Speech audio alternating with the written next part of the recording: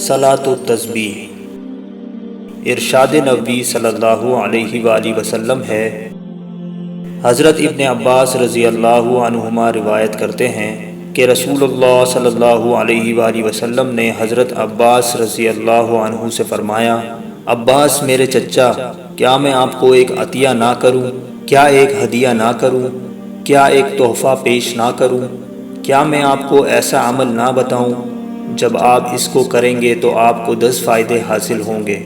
یعنی اللہ تعالیٰ آپ کے اگلے پچھلے، پرانے نئے، غلطی سے کیے ہوئے، جان بوجھ کر کیے ہوئے، چھوٹے بڑے، چھپ کر کیے ہوئے، کھلم کھلا کیے ہوئے گناہ سب ہی معاف فرما دیں گے۔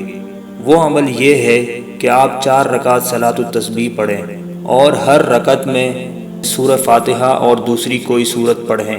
جب آپ پہلی رکعت میں قرات سے فارغ ہو جائیں تو قیام ہی کی حالت میں رکوع سے پہلے سبحان اللہ والحمد للہ ولا الہ الا اللہ واللہ اکبر 15 مرتبہ کہیں، پھر رکوع کریں اور رکوع میں بھی یہی کلمات 10 مرتبہ کہیں، پھر رکوع سے اٹھ کر قومہ میں بھی یہی کلمات 10 مرتبہ کہیں، پھر سجدے میں چلے جائیں اور اس میں بھی یہ کلمات 10 مرتبہ کہیں، پھر سجدے سے اٹھ کر جلسہ میں یہی کلمات 10 مرتبہ کہیں، پھر دوسرے سجدے میں بھی یہی کلمات 10 مرتبہ کہیں، پھر دوسرے سجدے کے بعد بھی کھڑے ہونے سے پہلے بیٹھے بیٹھے یہی کلمات 10 مرتبہ کہیں۔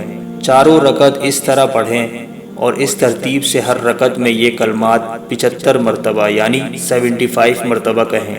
میرے چچا، اگر آپ سے ہو سکے تو روزانہ یہ نماز 1 مرتبہ پڑھا کریں، اگر روزانہ نہ پڑھ سکے تو ہر جمعے کے دن پڑھ لیا کریں، اگر آپ یہ بھی نہ کر سکیں تو سال میں 1 مرتبہ پڑھ لیا کریں، اگر یہ بھی نہ ہو سکے تو زندگی میں 1 مرتبہ ہی پڑھ لیں۔ اللہ پاک ہم سب کو بھی اس حدیث کے مطابق صلاۃ التسبیح پڑھنے کی توفیق عطا فرمائے، آمین۔